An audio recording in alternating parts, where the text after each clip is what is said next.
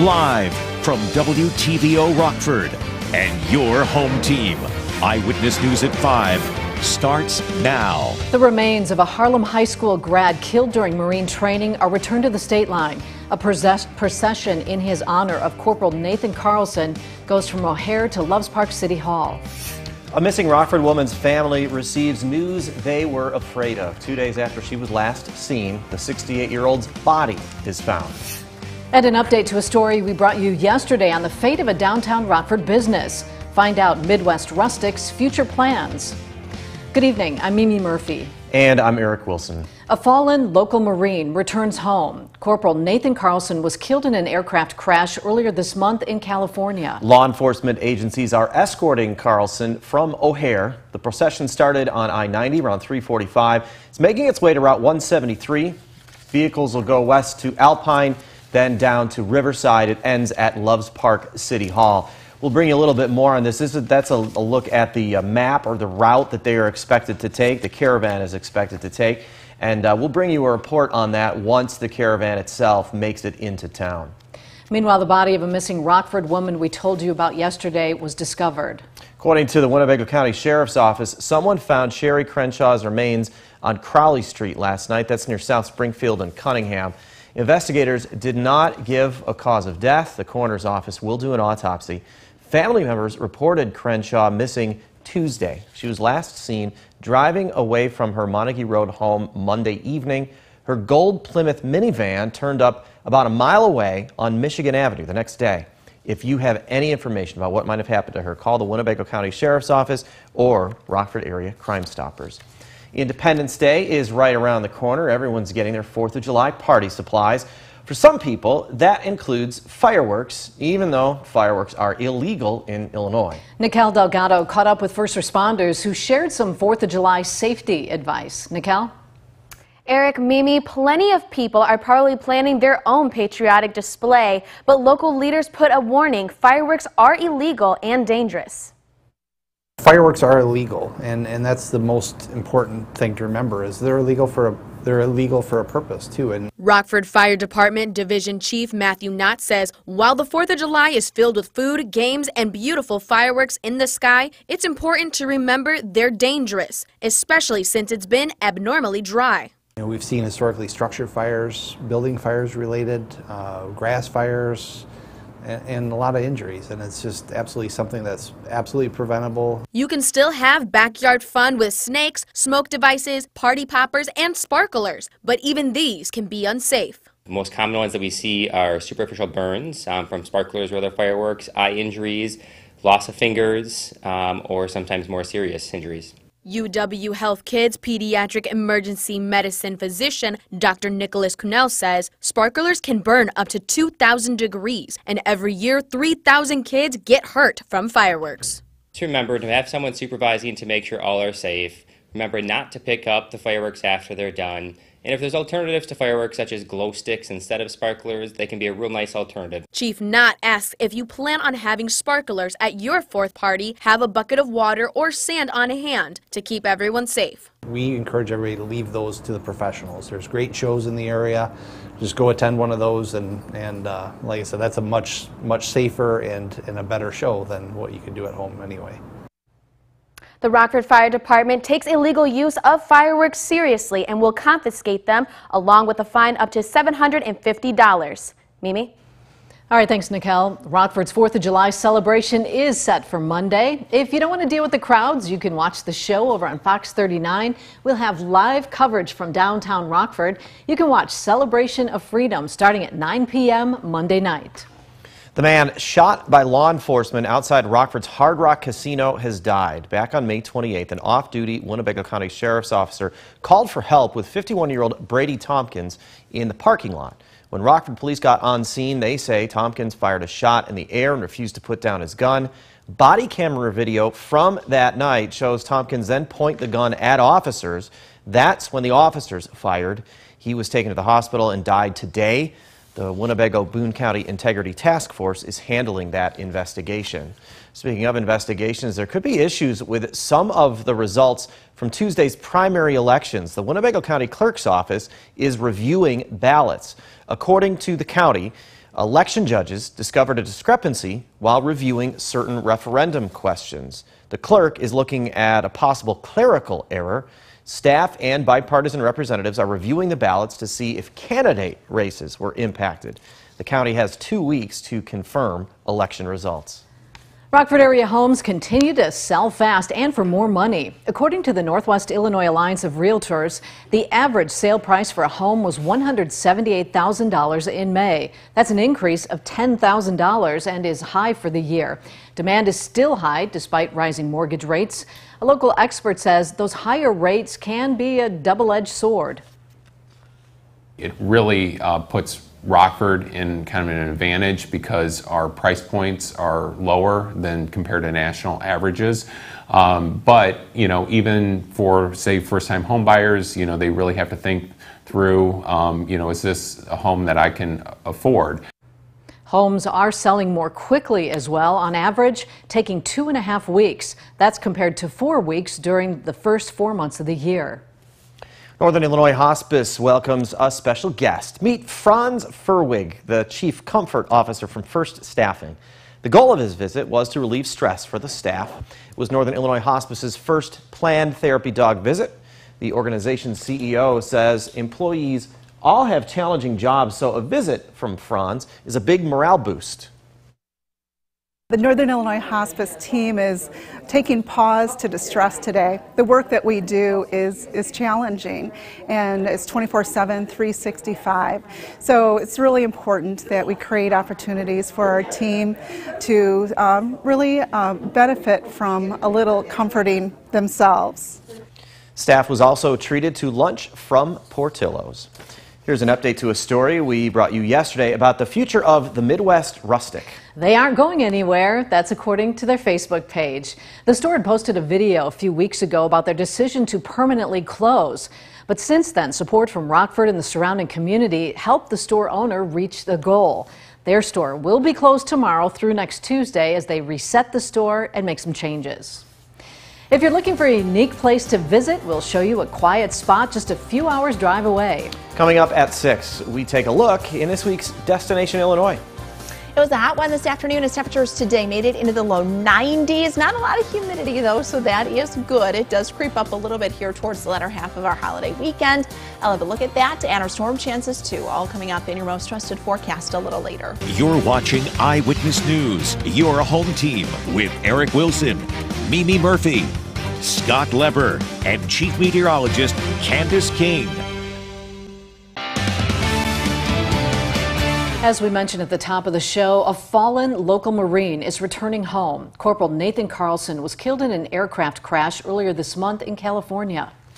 The law enforcement agencies escorting him from O'Hare started down I-90, and that procession's making its way to Route 173.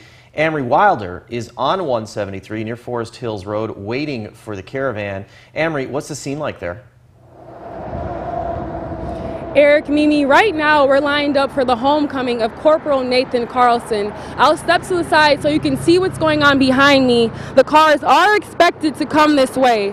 It will travel west to Alpine, down to Riverside, then ending at Loves Park City Hall. There are various groups out here showing their support for the fallen Marine, like Blue 815. Jude Phillips knew Carlson. He says he was a selfless person. We're all happy to be here. You know, it is sorry, you know, but it's a lot of love around. So. A funeral for Carlson will take place at Harlem High School on Saturday. That's at 2:30. A Marine flyover will follow the service. Eric, back to you. All right, Amory, thanks for that report. We've had another near-perfect day here in the state line, but that could all be changing soon. When we come back, Candace shows us the rain chances we have going into the weekend.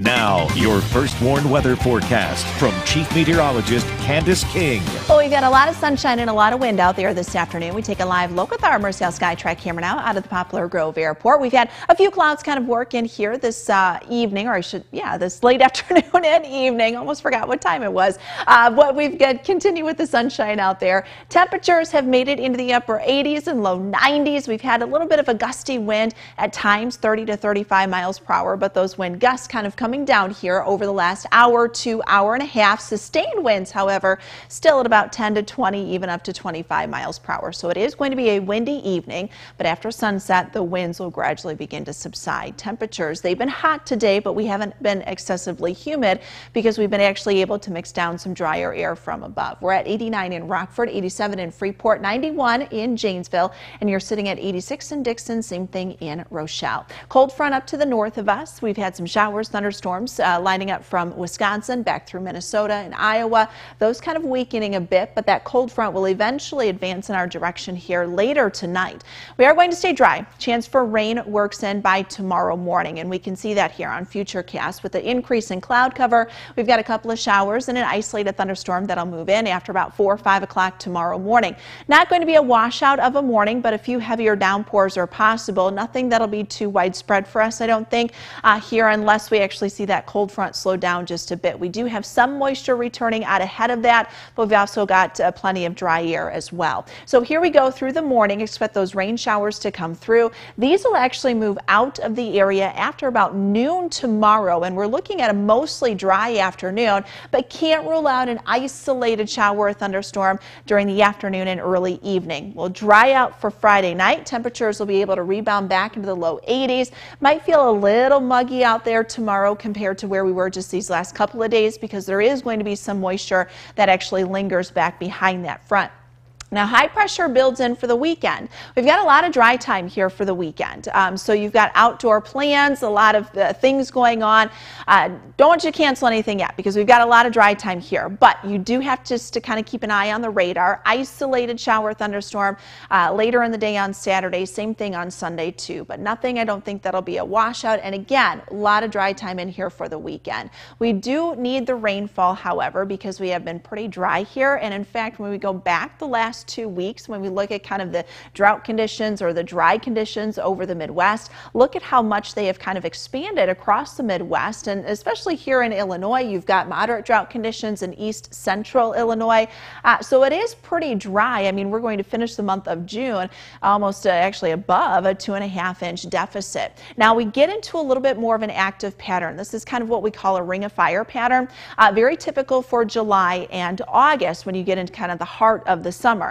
So your jet stream, you get this ridge of high pressure that builds. Underneath that ridge, you get a lot of heat, a lot of humidity. Riding right over top of that ridge, feeding off of that heat, that instability, you have storm systems. So you kind of get these ridge riding storm systems that form, and you end up on kind of the eastern side of that ridge or right underneath that northwest flow.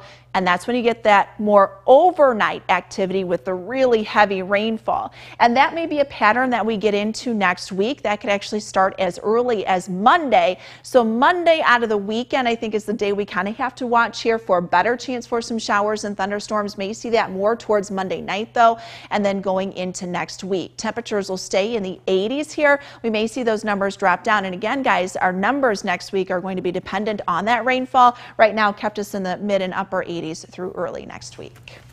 Any rainfall we get will feel good, and it will help our lawns, certainly. Thanks, Candace. Reagan Holgate's in next with sports. 2 Pac-12 teams are stirring up college athletics. And NBA free agency negotiations begin. Now sports with Reagan Holgate. News is rolling around college sports as Pac-12 powerhouses USC and UCLA are in negotiations to leave the conference for the Big Ten. The move is not final yet, but the conversations are advancing. If this goes through, it could happen as early as the 2024 season.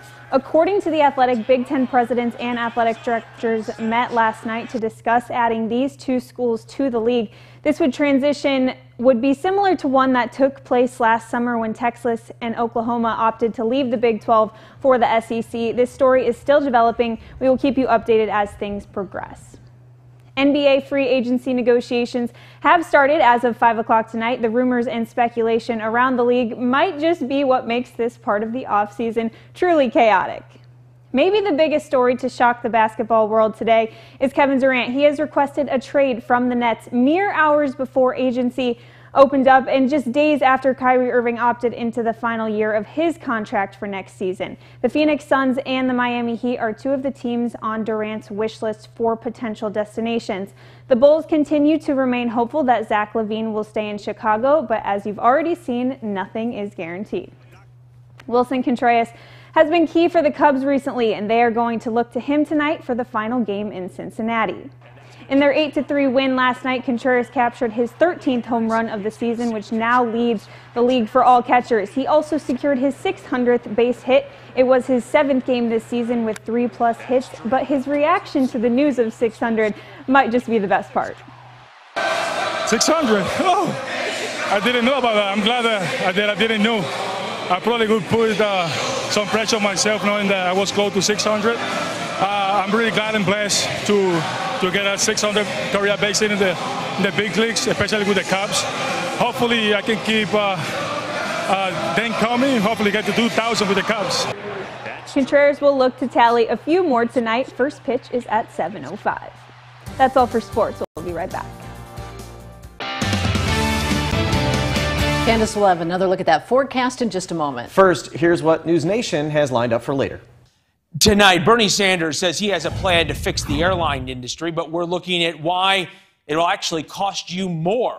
Plus, is it really the summer of sharks? Why the waters could be more dangerous than ever this year? That's On Balance. Here's Dan.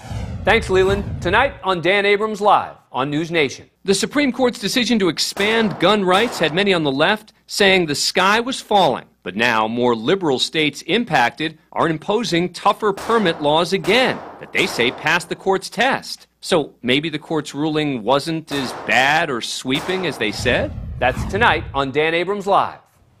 Catch News Nation on any of the channels you see in this list. You can also get updates on newsnation.com. Candace is back now with another look at that forecast, and we may finally get a little bit of rain tomorrow. Yeah, we need the rainfall. Yeah. I mean, we had a little bit come down earlier this week in some places. Some other areas didn't get any not very rain widespread at all. Yeah, so we've got a cold front coming in tomorrow morning. You may see a little more of that, but again, I don't think it's a good soaking rain like what we need to really kind of continue to bring us out of these drier conditions. Of course, you can monitor the rain as it moves in with the interactive radar. 82 for tomorrow afternoon. Most of the rain moves out by noon. Hang on to an isolated shower thunderstorm through the afternoon, but we start to dry out as we get towards Friday evening. Isolated shower storm chance through the weekend. May have to watch Monday and then into next week. Thanks, Candace. And thank you for spending some time with us. Stay safe.